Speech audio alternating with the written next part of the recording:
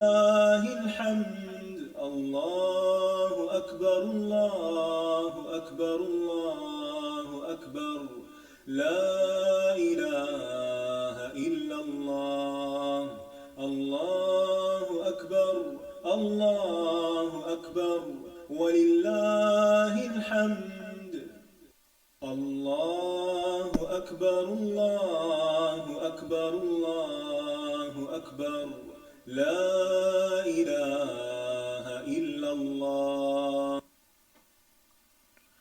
نحمده ونصلي على رسوله الكريم اما بعد فاعوذ بالله من الشيطان الرجيم بسم الله الرحمن الرحيم رب اشرح لي صدري ويسر لي امري واحلل عقدة من لساني يفقهوا قولي. السلام علیکم ورحمۃ اللہ وبرکاتہ. آج سے ہم اپنے پروگرام قرآن کے موتی کا آغاز کر رہے ہیں اللہ کے نام سے. مومن اپنے ہر کام کا آغاز بسم اللہ سے کرتا ہے، اللہ کے نام سے کرتا ہے، کیونکہ اللہ ہی نے ہمیں پیدا کیا ہے، اللہ ہی ہمیں رزق دے رہا ہے، اللہ ہی کی طرف ہمیں لوٹ کر جانا ہے. لہذا ہمیں اس زندگی میں ہر کام کرتے ہوئے اپنے رب کو یاد رکھنا چاہیے. قرآن مجید کا آغاز بھی اللہ سبحانہ تعالیٰ نے بسم اللہ سے کیا، اور ہمارے لیے یہی مشروع کیا کہ ہم اپنا ہر قول اور عمل بسم اللہ کے ساتھ شروع کریں.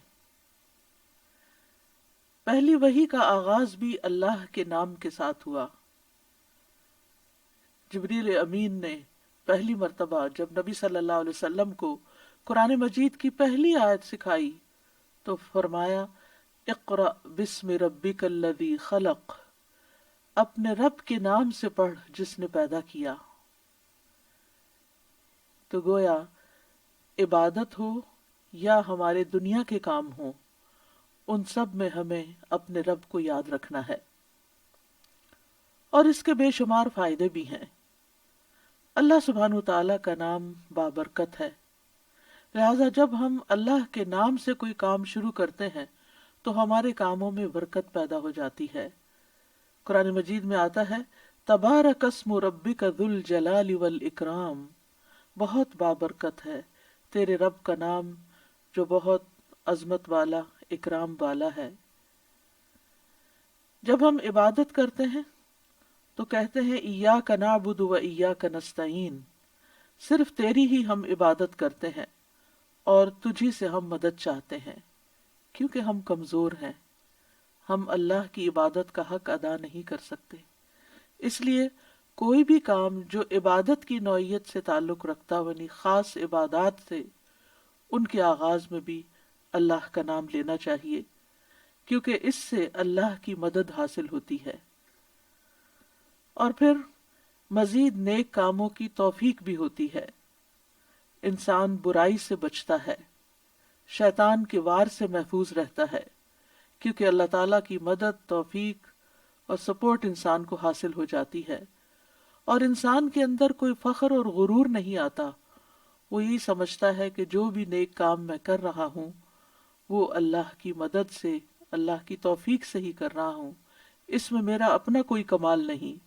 وما توفیقی الا باللہ، نہیں مجھے توفیق مگر اللہ کے نام کے ساتھ ہی. پھر اسی طرح جب انسان بسم اللہ سے کام کا آغاز کرتا ہے تو انسان کو اخلاص نصیب ہوتا ہے، کیونکہ جب اللہ کا نام لیا تو اللہ کے نام کے ساتھ اللہ ہی کے لیے کام کرنا چاہیے جو بھی کچھ ہم کریں. اور پھر اگر وہ کام صحیح ہے، عبادت کا ہے یا دنیاوی امور سے متعلق ہے، تو پھر ہماری نیت اور ہمارا قبلہ درست ہو جاتا ہے، انسان کو اخلاص نصیب ہو جاتا ہے. پھر اسی طرح یہ ہے کہ انسان جب اللہ کے نام کے ساتھ کوئی کام کرتا ہے تو اللہ کی نعمتوں کی یاد دہانی بھی ہوتی ہے. مثال کے طور پر اگر آپ پانی پی رہے ہیں تو جب آپ پانی پینے لگتے ہیں تو بسم اللہ کہتے ہیں، اور جب بسم اللہ کہتے ہیں تو آپ کو اللہ کی یاد آ جاتی ہے. اور پھر ساتھ ہی وہ نعمت جو آپ استعمال کر رہے ہیں اس کے بارے میں غور و فکر بھی نصیب ہوتا ہے کہ یہ اللہ نے پانی پلایا ہے، اور پھر انسان کا غور و فکر اسے کہیں سے کہیں لے جاتا ہے، اس کے اندر ایک وسعت پیدا ہوتی ہے، وہ سوچتا ہے کہ یہ پانی میرے گلاس میں کہاں سے پہنچا، کس نے اتارا۔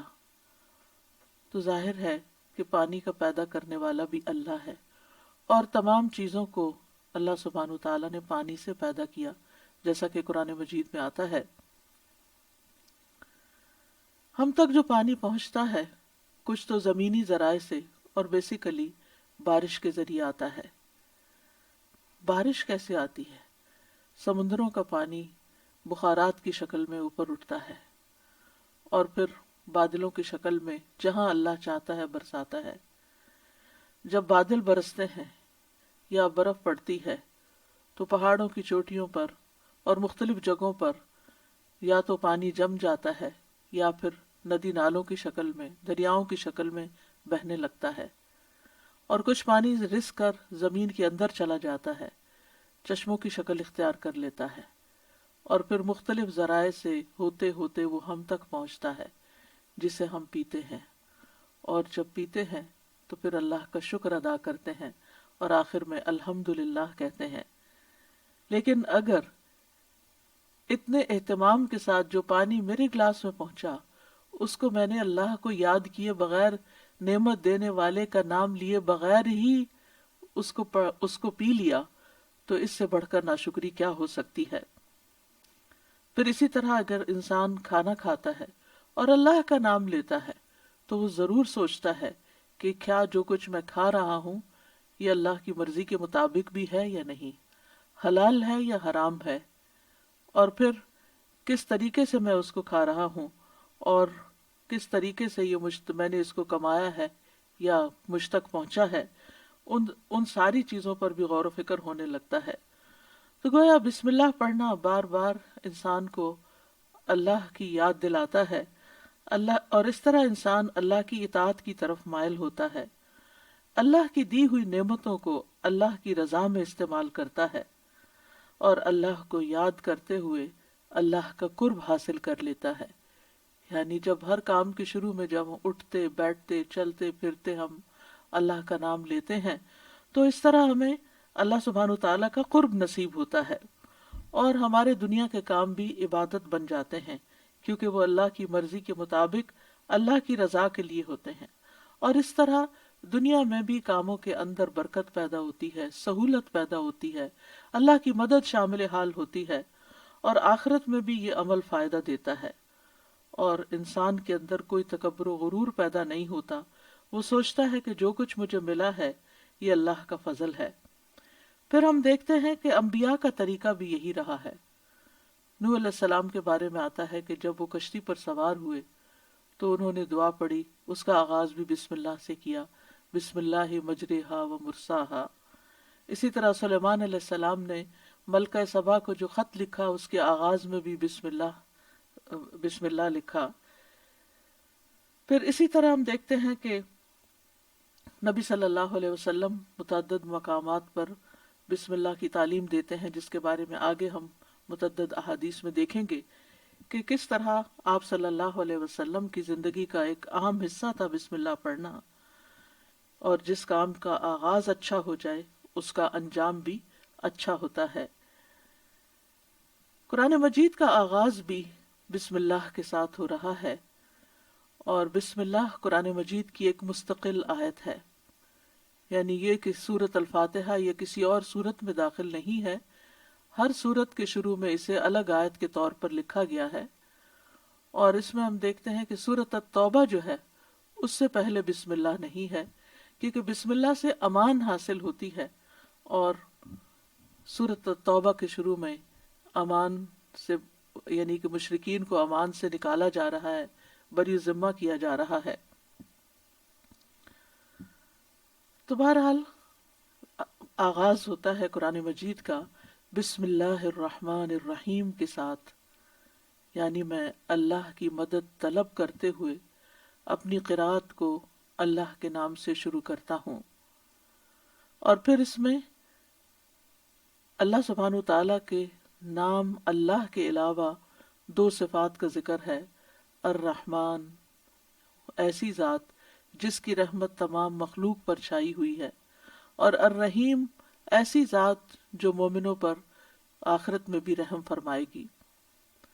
جہاں تک لفظ اللہ کا تعلق ہے تو اس کو اسم الجلالہ بھی کہتے ہیں۔ اللہ کی اصل الالہ ہے، اور لغت عرب میں الہ 4 معنوں پر بولا گیا ہے۔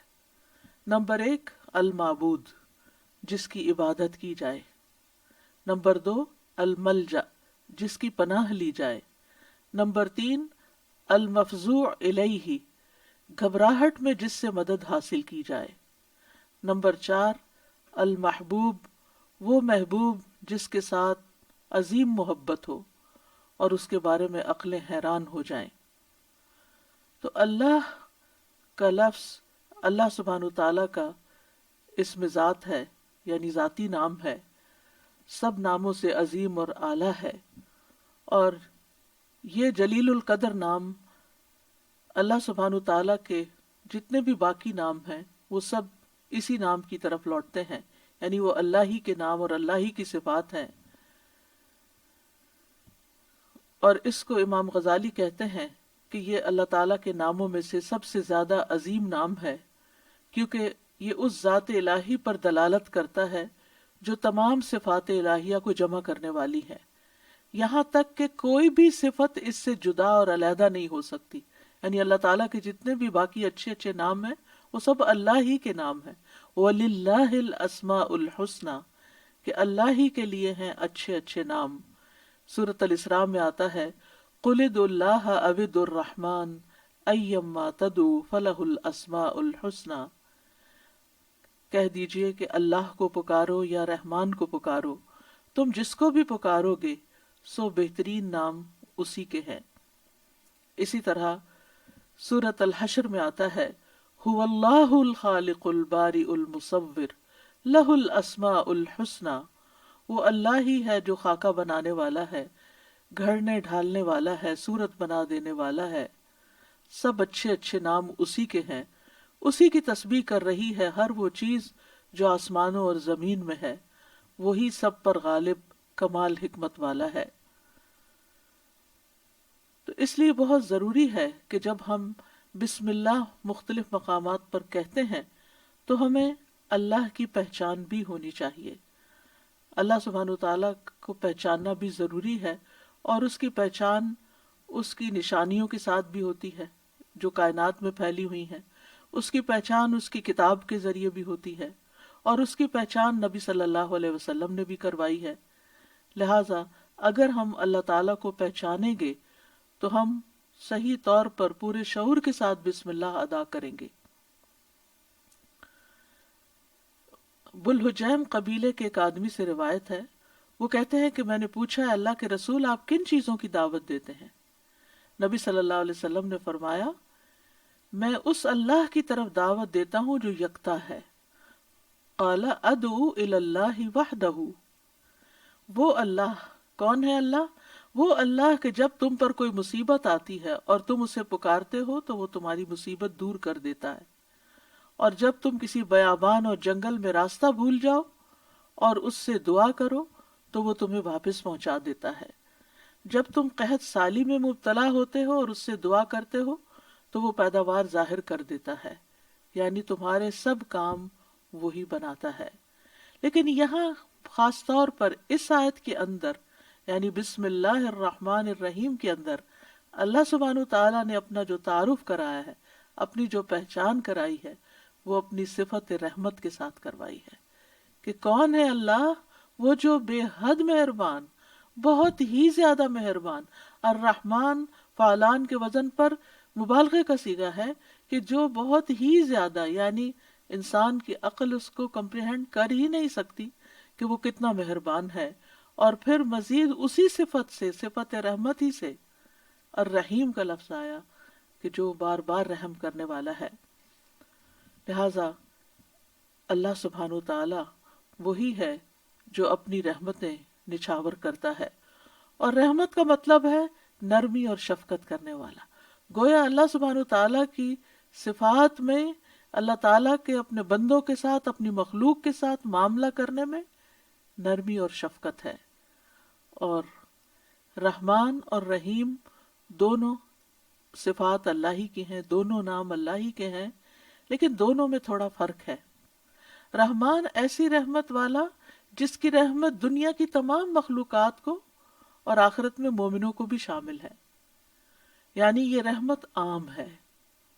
اور اسی نام سے اللہ سبحانہ تعالیٰ نے اپنے آپ کی پہچان کروائی کہ الرحمن علی العرش استویٰ، وہ بے حد رحم فرمانے والا عرش پر بلند ہوا. اور رحیم سے مراد ایسی رحمت والا کہ جو قیامت کے دن صرف مومنوں کے لیے ہوگی.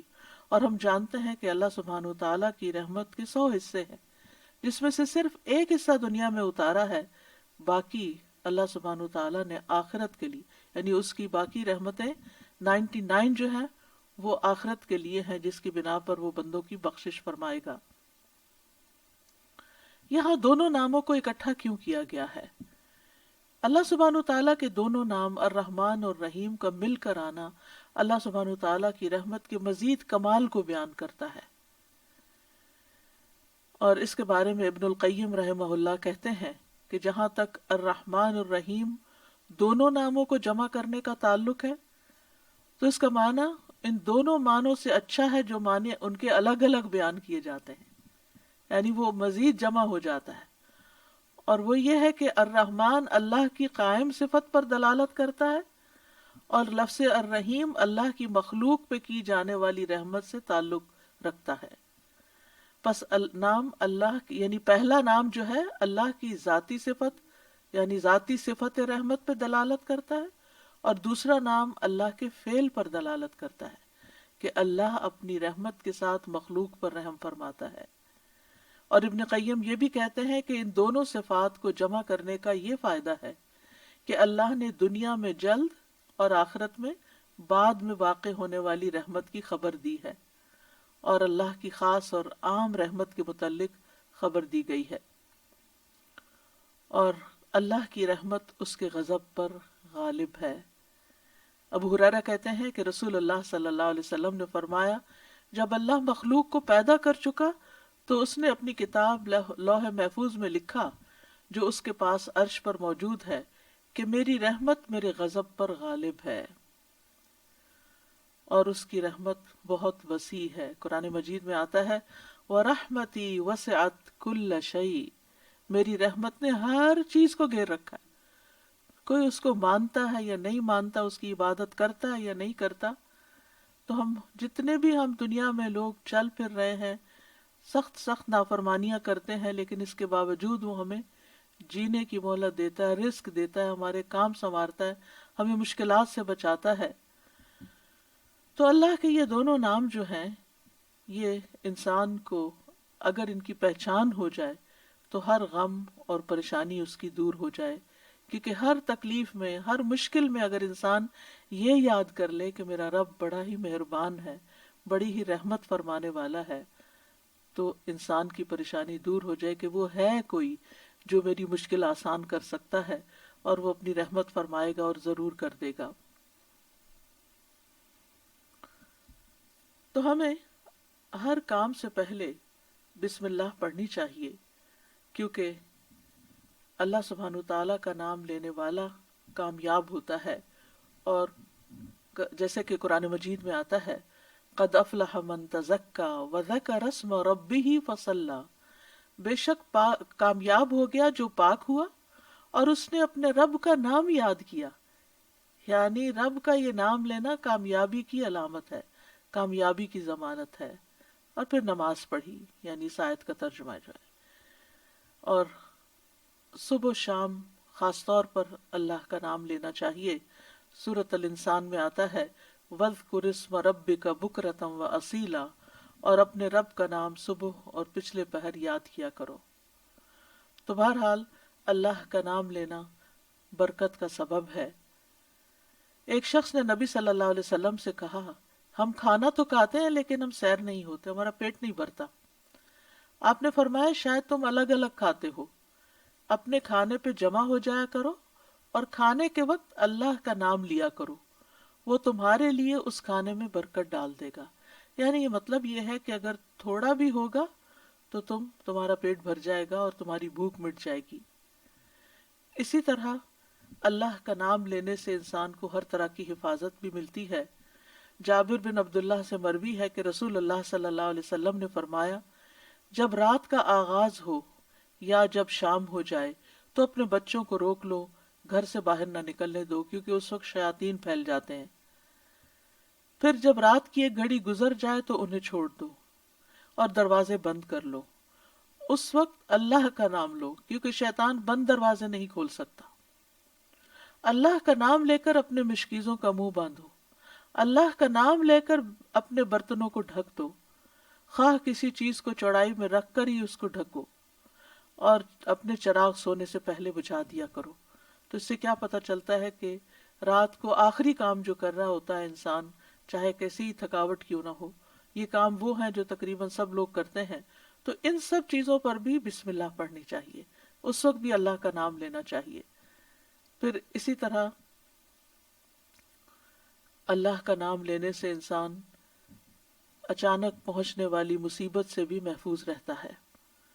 عثمان بن عفان کہتے ہیں، میں نے رسول اللہ صلی اللہ علیہ وسلم سے سنا، آپ فرماتے تھے، جس نے شام کو 3 بار یہ دعا پڑھ لی اسے صبح تک کوئی اچانک مصیبت نہیں آئے گی، کوئی اچانک مصیبت نہیں آئے گی۔ یعنی اس کا مطلب نہیں کہ دوسری آ جائے گی، یعنی ایک دم کسی قسم کی پریشانی اس کو لاحق نہیں ہوگی۔ اور وہ دعا ہے، بسم اللہ الذی لا یضر مع اسمہ شیء فی الارض ولا فی السماء وہو السمیع العلیم۔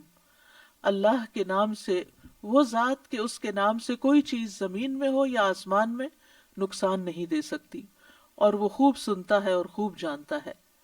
اور جس نے صبح کے وقت یہ دعا پڑھ لی اسے شام تک کوئی اچانک مصیبت نہیں آئے گی، اور جب شام کو کوئی پڑھ لے تو صبح کے وقت صبح تک اس کو پریشانی نہیں ہوگی۔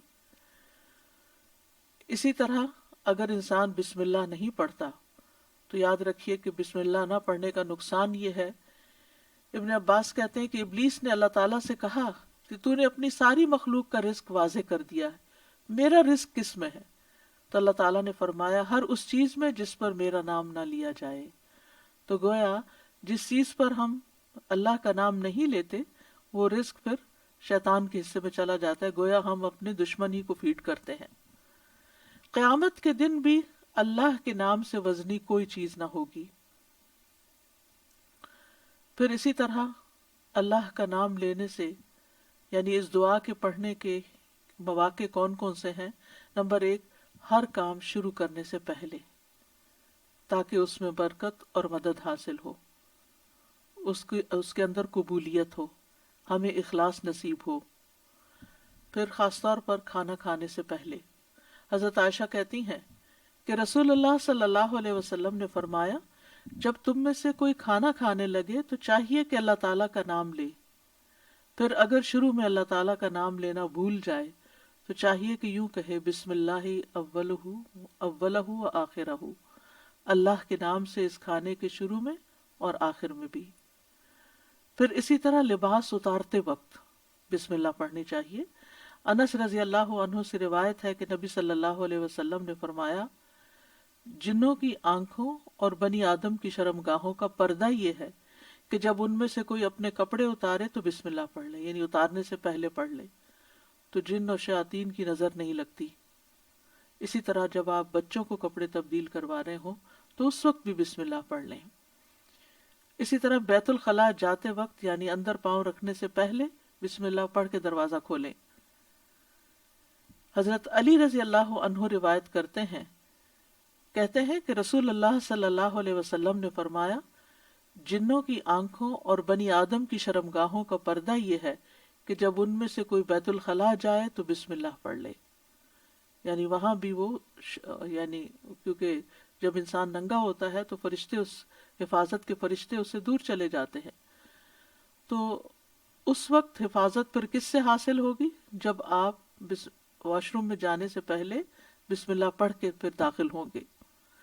اسی طرح وضو سے پہلے ابو ہریرہ کہتے ہیں کہ رسول اللہ صلی اللہ علیہ وسلم نے فرمایا لا صلاۃ لمن لا وضوء لہ ولا وضوء لمن لم یذکر اسم اللہ تعالی علیہ، کہ جس کا وضو نہیں اس کی نماز نہیں، اور جو شخص وضو کے شروع میں اللہ تعالیٰ کا نام نہ لے اس کا وضو نہیں۔ اب یہاں پر بعض لوگوں کو یہ پریشانی ہوتی ہے کہ ہم واش روم میں کھڑے ہوتے ہیں، وہیں سنک ہے، وہیں کموڈ ہے، تو پھر ہم بسم اللہ کس طرح پڑھیں؟ اس کے ایک تو یہ ہے کہ جب آپ وضو کی نیت سے جا رہے ہیں تو اندر داخل ہونے سے پہلے ہی پڑھ لیں اور جا کے ٹیپ کھول لیں اور اپنا وضو شروع کر دیں۔ دوسرا یہ ہے کہ آپ دل میں پڑھ لیں، لیکن اگر کوئی بھول گیا ہے تو جس وقت یاد آئے، یعنی وضو کے دوران اس وقت بھی پڑھ سکتا ہے۔ پھر اسی طرح اگر اس نے بالکل ہی پڑھنا ہی بھول گیا تو اس کا کیا مطلب وضو ہوا ہی نہیں سرے سے، یا پھر یہ کہ اس کی نماز، اگر وضو نہیں ہوا تو کیا نماز ہی نہیں ہوئی؟ نہیں، اس کا مطلب یہ ہے کہ اس کا وضو کامل نہیں ہوا۔ یہاں علماء نے اس کا مطلب یہ کیا ہے کہ اس کے وضو میں نقص رہ گئے، وضو ہو جائے گا، نماز ہو جائے گی، لیکن وہ جو برکت حاصل ہونی تھی یا زیادہ ثواب ملنا تھا اس سے انسان محروم ہو جاتا ہے۔ پھر اسی طرح یہ ہے کہ قرآن مجید کی قرأت سے پہلے بسم اللہ پڑھنی چاہیے۔ قتادہ سے روایت ہے، وہ کہتے ہیں کہ انس رضی اللہ عنہ سے سوال کیا گیا کہ نبی صلی اللہ علیہ وسلم کی قرأت کیسی تھی، تو انہوں نے بیان کیا کہ آپ صلی اللہ علیہ وسلم کھینچ کر پڑھتے تھے، پھر آپ نے بسم اللہ الرحمن الرحیم کو پڑھا، یعنی بسم اللہ الرحمن الرحیم، یعنی مد کے ساتھ پڑھتے تھے، الرحمن کو، الرحیم کو بھی کھینچ کر تلاوت کرتے تھے۔ پھر اسی طرح کھانا کھانے سے پہلے بھی عمر بن ابی سلمہ رضی اللہ عنہ کہتے ہیں میں بچہ تھا اور رسول اللہ صلی اللہ علیہ وسلم کی پرورش میں تھا۔ عمر بن ابی سلمہ جو ہیں یہ ابو سلمہ رضی اللہ عنہ کے بیٹے ہیں، ام سلمہ کے بھی بیٹے ہیں۔ ام سلمہ کی جب شادی ہوئی تو یہ نبی صلی اللہ علیہ وسلم کے گھر میں بچے آ گئے، یعنی آپ کے ربیب تھے اور آپ کی پرورش میں تھے۔ تو وہ کہتے ہیں کہ کھانا کھاتے وقت میرا ہاتھ برتن میں چاروں طرف گھوما کرتا جیسے بچے عام طور پر کرتے ہیں۔ تو رسول اللہ صلی اللہ علیہ وسلم نے مجھ سے فرمایا اے لڑکے بسم اللہ پڑھ لیا کرو اور دائیں ہاتھ سے کھایا کرو، اور برتن میں وہاں سے کھایا کرو جو جگہ تم سے نزدیک ہو، یعنی اپنے سامنے سے کھاؤ۔ وہ کہتے ہیں کہ چنانچہ اس کے بعد میں ہمیشہ اسی ہدایت کے مطابق کھاتا رہا۔ تو یہ کھانا یعنی ٹیبل مینرز ہیں، کھانا کھانے کے آداب ہیں، اور اس میں نہ صرف یہ کہ بڑوں کو اس کا اہتمام کرنا چاہیے بلکہ بچوں کو بھی سکھانا چاہیے۔ پھر اسی طرح گھر میں داخل ہوتے وقت بسم اللہ پڑھ کر داخل ہوں۔ جابر رضی اللہ عنہ سے روایت ہے، وہ کہتے ہیں کہ میں نے رسول اللہ صلی اللہ علیہ وسلم کو فرماتے ہوئے سنا جب آدمی اپنے گھر میں داخل ہوتا ہے تو وہ داخل ہوتے وقت اور کھانا کھاتے وقت اللہ کا نام لیتا ہے تو شیطان کہتا ہے کہ آج تمہارے لیے اس گھر میں نہ رات گزارنے کی جگہ ہے اور نہ ہی رات کا کھانا ہے۔ اور اگر وہ داخل ہوا لیکن اپنے داخل ہوتے ہوئے اللہ کا نام نہ لیا تو کہتا ہے تم نے رات گزارنے کی جگہ پا لی، اور اگر اپنے کھانا کھانے کے وقت اللہ کا نام بھی نہ لے انسان تو شیطان کہتا ہے تم نے رات گزارنے کی جگہ اور رات کا کھانا پا لیا، یعنی ہماری چیزوں میں پھر اس کی شراکت ہو جاتی ہے۔ اب دیکھیں کہ بہت سارے مسائل اور بہت ساری بیماریاں عام ہو چکی ہیں جن کی بعض اوقات تشخیص بھی نہیں ہو پاتی، اور پھر ہم بعض اوقات یہ سمجھتے ہیں کہ شاید جادو ہو گیا ہے یا پھر یہ کہ کوئی نظر لگ گئی ہے، لیکن اگر ہم ان آداب کا خیال رکھیں تو انشاءاللہ شیطان جو ہمارا دشمن ہے اس کے شر سے محفوظ رہیں گے۔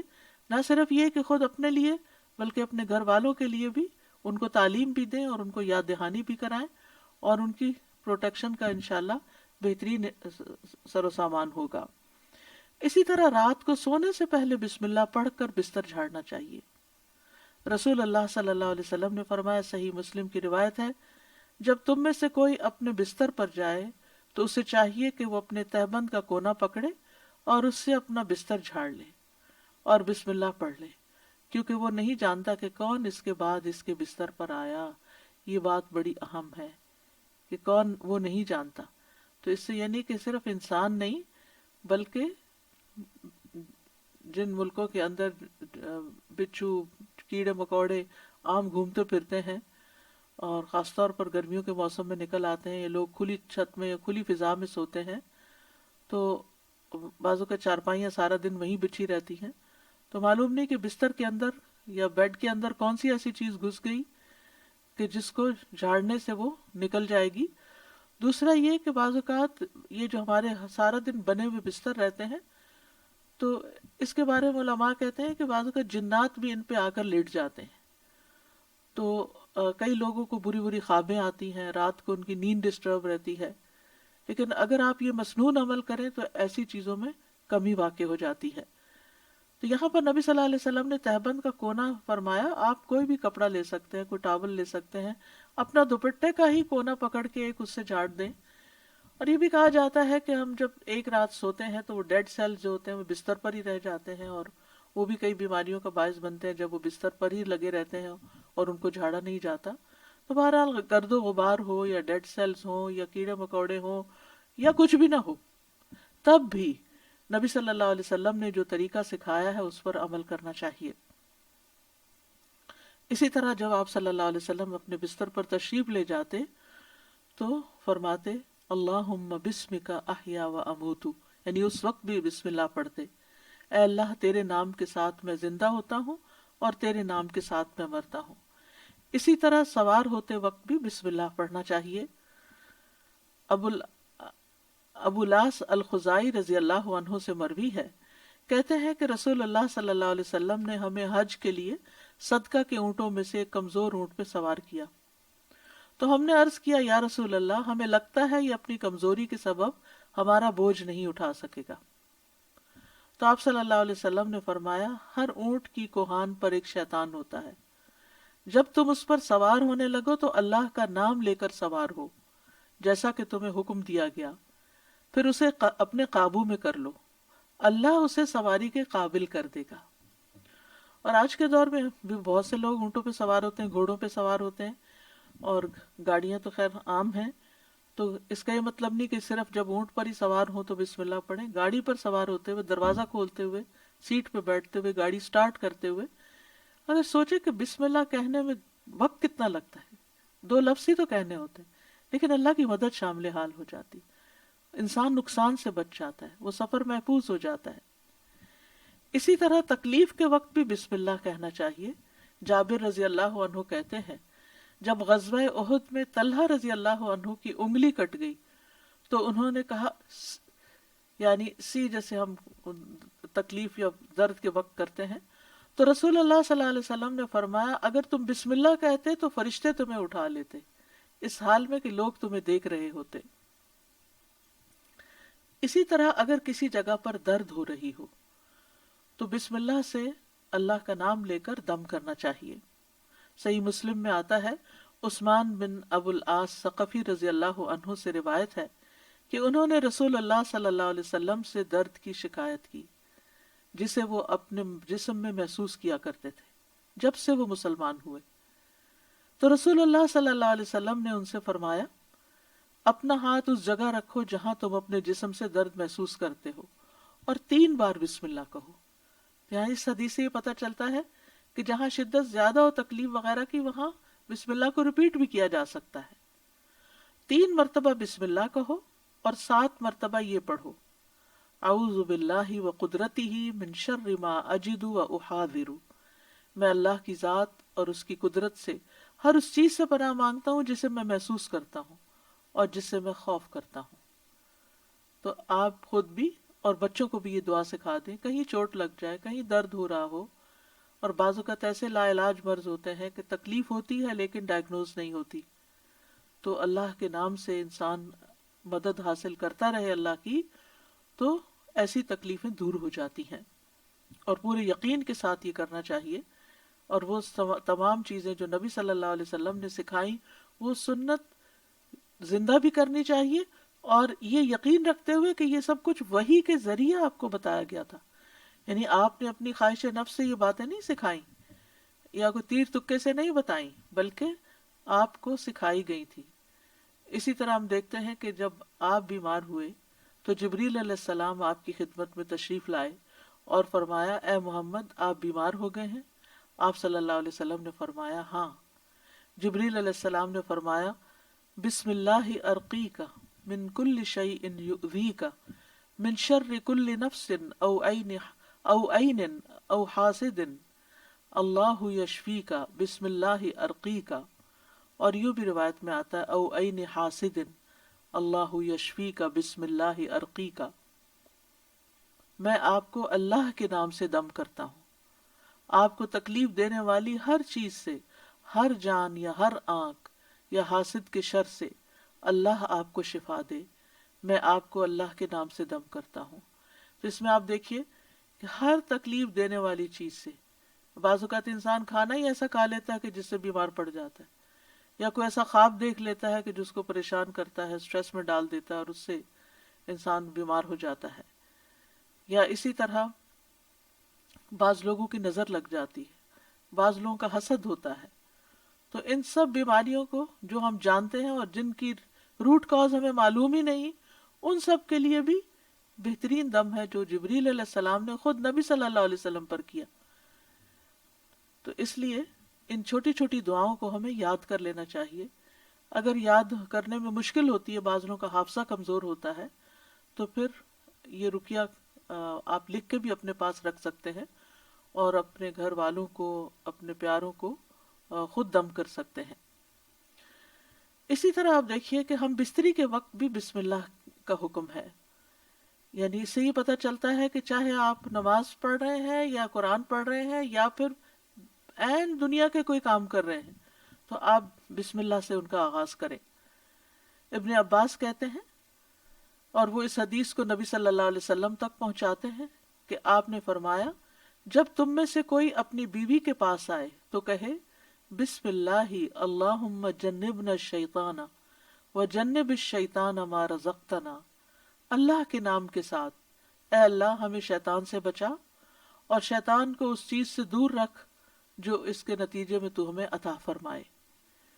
یہ دعا پڑھنے کے بعد میاں بیوی کو جو اولاد ملے گی اسے شیطان نقصان نہیں پہنچا سکتا، یعنی اتنا فائدہ ہے اس دعا کا، یعنی عین اس وقت بھی اللہ کے نام کو، اللہ کی یاد کو نہیں بھولنا چاہیے۔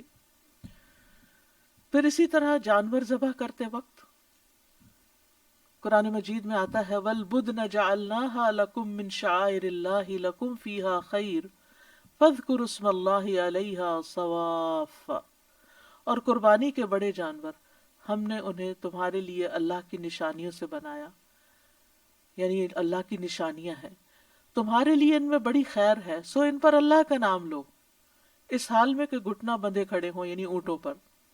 اس کا مطلب نہیں کہ صرف اونٹوں پر، بلکہ آپ صلی اللہ علیہ وسلم نے ایک مرتبہ سینگوں والے مینڈھوں کی قربانی دی تو آپ اپنے ہاتھ سے انہیں ذبح کر رہے تھے، اور صحابی کہتے ہیں کہ حضرت انس میں نے دیکھا آپ نے ان کے رخسار پر قدم رکھا ہوا تھا، آپ نے بسم اللہ پڑھی اور تکبیر کہی، بسم اللہ اللہ اکبر۔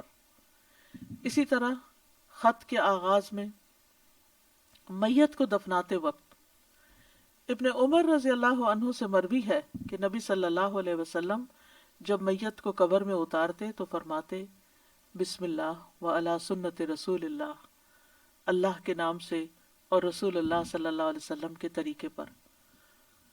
تو گویا آغاز بھی اللہ کے نام سے اور زندگی کا آخری مرحلہ بھی اللہ کے نام سے۔ تو کرنے کے کام یہ ہیں کہ ہر کام شروع کرنے سے پہلے اللہ کا نام لیں، تاکہ آغاز اچھا ہو تو انجام بھی اچھا ہو۔ شروع میں لینا بھول جائیں تو جب یاد آئے تو بسم اللہ پڑھ لیں۔ مثلاً بعض اوقات ہم بہت مصروف ہوتے ہیں یا بہت شدید بھوک لگی ہوتی ہے تو ایک دم ہم کھانے پہ جیسے ٹوٹ پڑتے ہیں اور بسم اللہ نہیں پڑھتے، حالانکہ جب کھانا لگ جاتا ہے تو گھر کا بڑا جو ہے وہ کہتا ہے بسم اللہ، یعنی شروع کیجیے۔ تو یہ جو لفظ بسم اللہ ہے، بسم اللہ الرحمن الرحیم، اس میں صرف یعنی کہ یہ جار مجرور ہے اور اس میں یا تو فعل محذوف ہے یا پھر اسم محفوظ ہے، محذوف ہے۔ محذوف کا مطلب ہے کہ وہ حذف کیا گیا ہے، موجود نہیں۔ کیوں؟ اس لیے کہ وہ انڈرسٹوڈ ہے کہ جب ہم کوئی کام کریں گے تو ہماری نیت میں وہ چیز ہوگی کہ اللہ کے نام سے میں پانی پیتا ہوں، اللہ کے نام سے میں کھانا کھاتا ہوں، اللہ کے نام سے میں سونے لگا ہوں، اللہ کے نام سے میں گھر سے نکلنے لگا ہوں. گھر سے نکلنے کے وقت کی دعا بھی بسم اللہ ہی توکلت علی اللہ ہی. تو ہمیں اپنی ساری زندگی کا جائزہ لینا ہے کہ ہم کہاں کہاں بسم اللہ پڑھتے ہیں. آپ دیکھیے کہ اسلامک کلچر میں تو ہر موقع پر، یعنی جب کوئی کام نہیں کہا جاتا، آپ کے بھی دل میں ہوتا ہے دوسرے کے بھی، تو آپ صرف بسم اللہ کہہ کے اس کو سمجھا دیتے. مثلا آپ کے گھر کی بیل بجتی، آپ دروازہ کھولتے ہیں، آپ کا کوئی دوست کھڑا ہوتا ہے تو آپ کہتے ہیں بسم اللہ. یعنی اس کا یہ مطلب آپ یہ نہیں کہتے اندر داخل ہو جاؤ، یہ نہیں بولتے، آپ کہتے بسم اللہ. آپ آتے ہیں تو آپ اس کو بٹھاتے ہیں، وہ آپ کے لیے کوئی گفٹ لایا ہوتا ہے تو آپ کو کہتے ہیں بسم اللہ یہ آپ کے لیے ہے. یعنی پورا جملہ بھی نہیں بولتے، صرف بسم اللہ. پھر اسے آپ اس کو کھانے پہ بٹھاتے ہیں، کھانا پیش کرتے ہیں تو کہتے ہیں بسم اللہ. ہاتھ دھلانے کے لیے جاتے ہیں تو کہتے ہیں بسم اللہ. یعنی بسم اللہ ہمارے یعنی ایسے لفظ ہیں کہ جو ہماری ساری ما فی الضمیر کو بیان کر دیتے ہیں، اور کہنے والا بھی جانتا ہے کہ وہ اللہ کا نام کیوں لے رہا ہے، اور سننے والا بھی سن رہا ہوتا ہے کہ وہ اللہ کا نام کیوں لیا جا رہا ہے یہاں. تو اس لیے ہر کام شروع کرنے سے پہلے یعنی اپنا اس میں ایکشن جو ہے وہ ہڈن ہے، وہ دل میں ہے آپ کے، لیکن بس اللہ کا نام لینا برکت کا باعث ہوگا. تو اللہ کے نام کی برکتیں حاصل کریں، حسرتوں سے بچیں. اٹھتے بیٹھتے یعنی آپ بیٹھنے لگے ہیں کہیں تو بسم اللہ پڑھ کے بیٹھ جائیں، وہاں سے اٹھنے لگے ہیں تو بسم اللہ پڑھ لیں. اپنی یہ عادت بنا لیں. اور بچوں کے سامنے ذرا اونچی آواز سے بسم اللہ کہیں تاکہ وہ سنیں اور بار بار سنتے رہیں. مجھے یاد ہے بچپن میں جب کوئی بچہ گر جاتا تھا تو ہماری پھوپھی ہمارے ساتھ رہتی تھی تو اس وقت بھی بسم اللہ پڑھتی، پھر اٹھاتے ہوئے، پھر اس چوٹ کو سہلاتے ہوئے. یعنی ہر دوسرے کام میں بسم اللہ بسم اللہ. بچوں کو دودھ پلاتے ہوئے، بچوں کو اٹھاتے ہوئے، ان کو چینج کرتے ہوئے. تو یہ یعنی بسم اللہ ہماری گھٹی میں پڑ جانی چاہیے کہ ہم کوئی کام اللہ کی یاد کے بغیر نہ کریں. جس سے انسان کو محبت ہوتی ہے وہ اس کے دل میں رہتا ہے اور اس کو ہمیشہ وہ یاد کرتا رہتا ہے. تو جو لوگ اللہ سے محبت کرتے ہیں، اور اللہ کا لفظ کا تو معنی ہی کیا ہے، ایک معنی یعنی مألوہ یعنی جس سے شدید محبت کی جاتی ہے، جیسے اردو میں لفظ والہانہ کہتے ہیں آپ، والہانہ جس سے محبت کی جاتی ہے. تو اگر ہم اس کو اپنا اللہ سمجھتے ہیں، محبوب سمجھتے ہیں، اور اس سے والہانہ محبت کرتے ہیں، اور اس کی طرف پناہ لینا چاہتے ہیں، اپنے دشمن سے بچنا چاہتے ہیں، تو پھر اس کے لیے آپ اپنی عادت بنا لیں. اور جتنے مقامات کا میں نے ذکر کیا ہے ان پر تو خاص طور پر بسم اللہ کہنا نہ بھولیں. انشاءاللہ آپ دیکھیں گے کہ اس کی برکت سے، کہتے ہیں نا بسم اللہ کی برکت، تو بسم اللہ کی برکت سے آپ کی زندگی کے بہت سے کام آسان ہوں گے، بہت سی پریشانیوں سے نجات ملے گی. تو آئیے ایک دفعہ ہم خوبصورت آواز میں بسم اللہ سن لیتے ہیں. بسم اللہ الرحمن الرحیم. بسم اللہ الرحمن الرحیم.